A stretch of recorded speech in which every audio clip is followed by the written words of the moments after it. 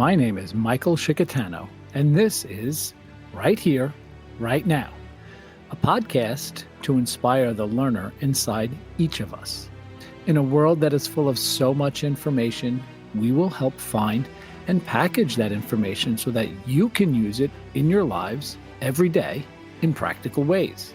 And in each episode, we will remind you of the importance of being present and mindful of your daily thoughts, actions, and interactions. It is truly the most vital step to learning and growth, being mindful and present right here, right now, to take on life's challenges and turn them into life's lessons. So come on this venture with us, a new beginning, a new journey that starts right here, right now.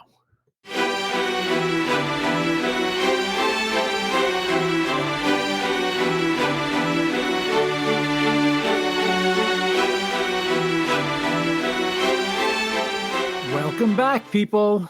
I am Michael Shikatano, and this is Right Here, Right Now, a new podcast where we instill in our community of listeners and followers that being present and practicing mindfulness is the only way to truly be able to learn.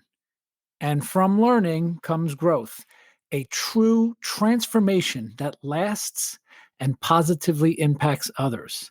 We might even experience an evolution of ourselves with this wonderful gift of learning and growth. I am so excited that we are making progress in our quest to share and grow with our listeners and the community of learners that we are hoping to lead through life's challenges. We talked about new beginnings in the season of spring here recently, and how we can start on new journeys after a setback. By seizing the opportunity to learn from these challenges, we are primed to reflect. We should not judge ourselves harshly, right? We're looking for the lessons. And let's not regret our decisions. We're moving forward with new knowledge on our new beginning. And those new beginnings start right here, right now. Today, we're going to share some more science about a topic that I am enthralled in. Today, we're talking humor, people. I was blown away by a new book that I recently read titled Humor Seriously: Why Humor is a Secret Weapon in Business and Life, and How Anyone Can Harness It, Even You. This book is by Dr. Jennifer Aaker and Naomi Bagdonas. Dr. Aaker is the General Atlantic Professor at the Stanford Graduate School of Business, and Naomi is a lecturer at the Stanford Graduate School of Business, and she is an executive coach. Naomi performs at comedy venues and teaches improv in San Francisco's county jail. I thought that was fascinating, huh? I was introduced to the book when I was listening to popular Dan Harris, his 10% Happier podcast. And this duo was funny on his podcast. And I was captivated by their witty humor that they placed throughout this book in their footnotes. It was great. It made me chuckle, and it allowed me to really engage with the book a bit more cheerily. By the way, since this is all about sharing, we'll put a link to the book, the 10% Happier podcast episode with the authors, and a link to their particularly funny and insightful TED Talk in the description of this episode. So we'll definitely share that with all of you. So, I'm all about quotes. My absolute favorite quote from this book left me speechless. Well, not really. Here I am talking a lot.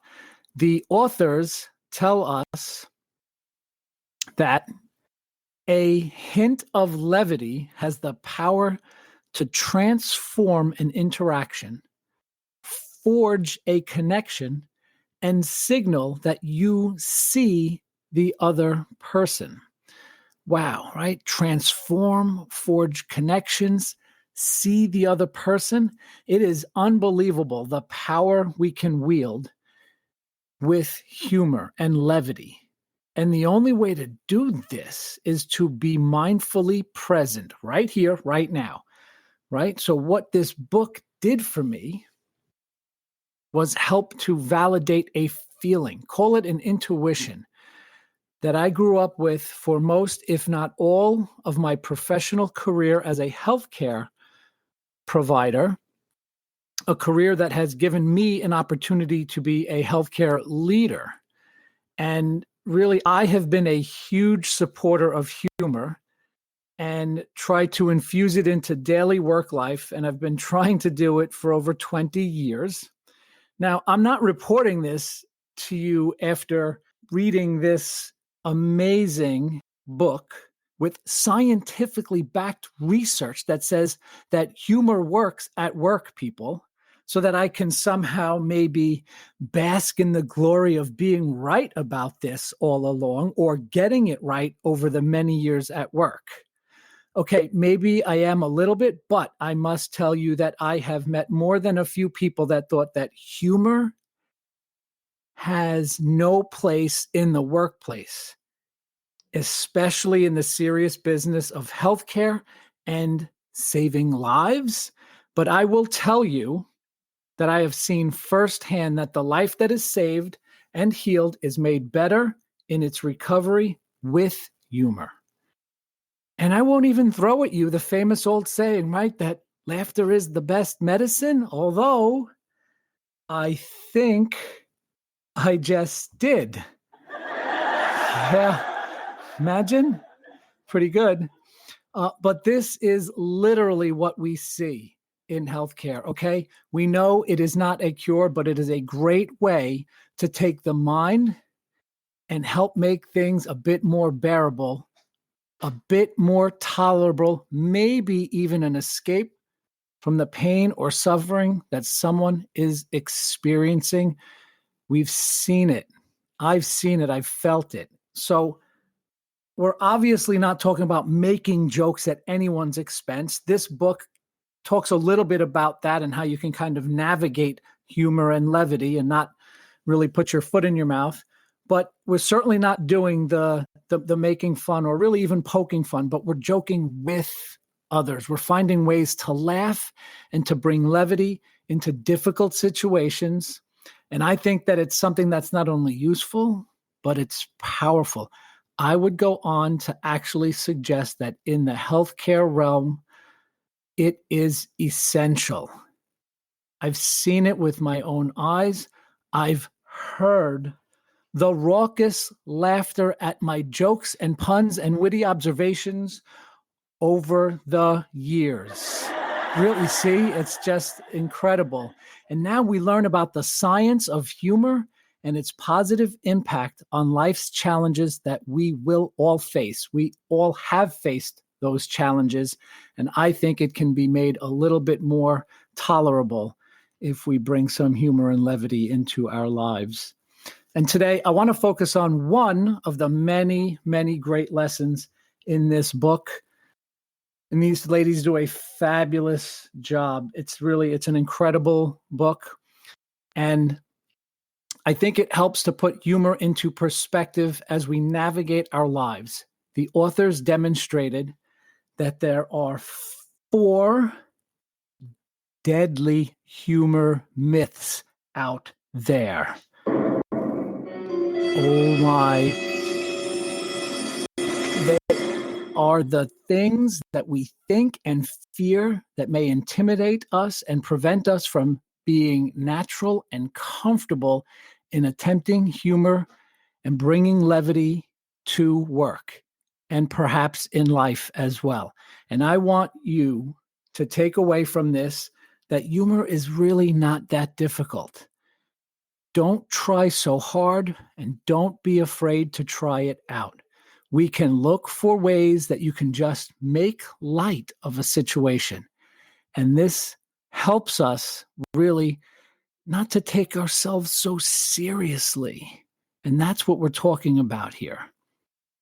So let's jump into the humor myths that these brilliant women came up with, though we must be careful here because apparently they are deadly. So, myth number 1, the serious business myth. This is one that I've seen and heard the most, that we can't have fun while doing serious work. However, we must strike a balance between levity and gravity, right? And now we have the science to prove that I was getting it right all along. Myth number 2, the failure myth, a fear that our humor will fail, right? So those awkward silences, or that you might offend someone, right? But let's turn both of those fails into opportunities. When my humor doesn't land well, I actually believe that it's an opportunity to make fun of how funny I'm not in that moment. It works sometimes. And whenever I have crossed the line, and I have crossed the line unintentionally, the only way to get past this is to own it and apologize. And of course, be better next time, right? We'll learn, we'll move on, no ruminating, no judgment. We can be better people if we own up to it. Myth number 3, the being funny myth, right? Having a sense of humor is key, and it's not the same thing as being funny. So if you're walking around trying to crack jokes all day, that's not what we're talking about here. You might be able to throw some out there, but it's just having a sense of humor. And I think it allows us to, if we're able to laugh at others' jokes and even encourage them and even coach them to have a good sense of humor, we're really looking for moments to lighten the mood. Maybe it's just about smiling more. And we really have to embrace that it's more about having fun, bringing that sense of being light, the levity. It's a mindset, and it becomes a culture in the workplace. It can actually improve employee engagement, retention. The science backs this up. And have fun, people. Let's look for opportunities to share the fun with others. Remember, it's not that hard. Don't try so hard.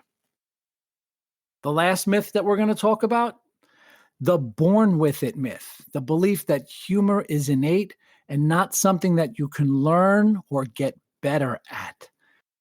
This is amazing. They actually think that humor is a skill, that if you work on it and you have some of the right principles, that this book just really, it's fabulous how it outlines some of the things that really can help with humor as a skill. They really grabbed me when they said, again, it's a mindset shift. You're not thinking about like, oh, you got to have this funny knack. It's not, there's a growth mindset here rather than a fixed mindset, that we can learn this skill. And we can apply this growth mindset. We'll talk a lot about this to all types of change that we want to make. And again, try just having more fun. Think of the mindset as being on the lookout for reasons to be delighted. It will become a habit when you see its power.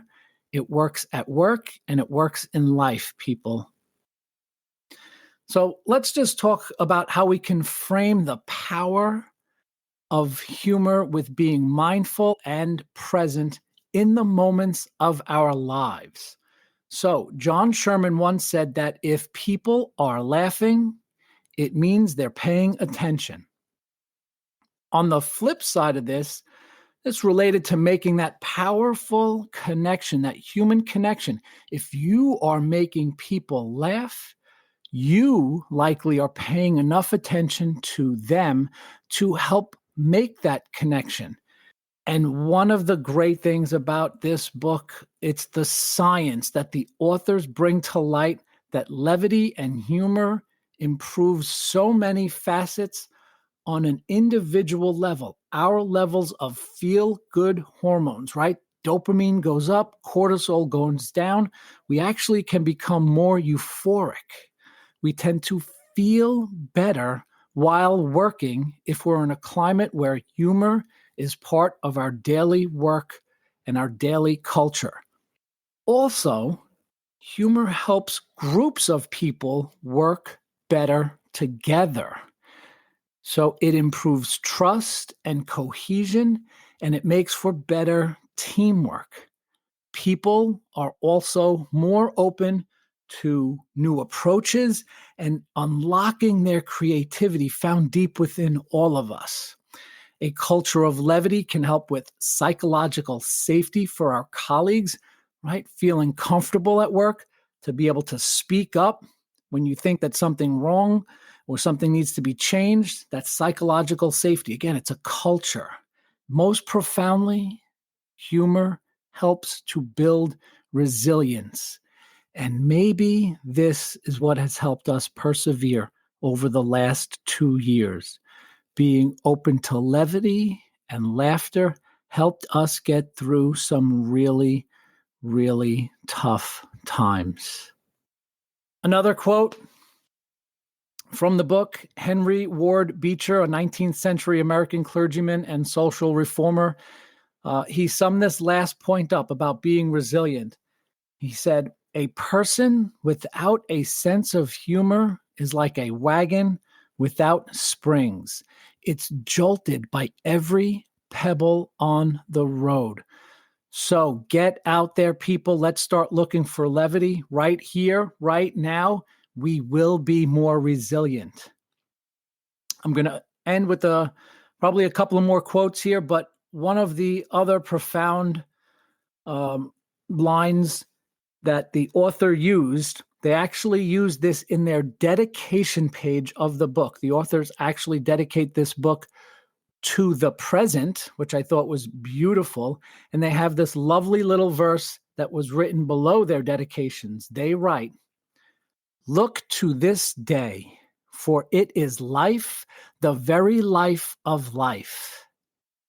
Wow, if that isn't a reminder to all of us to be present and live our lives fully today, be alive, to feel alive every day, not worrying about the foibles of yesterday or lamenting about tomorrow's dilemmas, but by being present and mindful right here, right now. Go out there and embrace the spirit of humor and levity, people. And if you can't make someone laugh, or you stumble in your attempts to bring some levity to the serious business of work, maybe you'll make them smile about how lame your joke was. And that's okay, because your next one will tickle them something good for sure. I'm sure of it. And if you fail, remember, it's really not about failing, but if you do, and it doesn't land so well, and we can smile at that fail, at least we can say that the smile may have helped. Those smiles. We love a good smile, right, people? And this actually reminds me of another thought that Dr. Aaker and Naomi Bagdonas brilliantly share. They recommend, even plead with us, that we choose to live on the precipice of a smile. Unreal, right? Choose to live on the precipice of a smile. People, keep your head up, walk around with this mindset. Once you do this, make a habit of this, you will be pleasantly surprised by how many experiences push you over the edge into laughter. And the best place to start doing this is, you guessed it, people, right here, right now. Thank you for listening. We'll see you guys next time. Join us next time, people, as we get into how being more curious will help us live a more mindful, meaningful, and present life. We will review a fabulous book by Cory Muscara titled Stop Missing Your Life. In this upcoming episode, we will explore how curiosity may be the antidote to fear that we all need to help experience our emotions and our lives a bit more presently. We will dive into the benefits of genuine curiosity and how the wonderment we can approach life with will help us all enjoy the journey more intensely, stopping to feel and appreciate and understand our emotions. I hope that your curiosity helps lead you to listen next time, people. I look forward to sharing with you. Be present and be mindful right here, right now.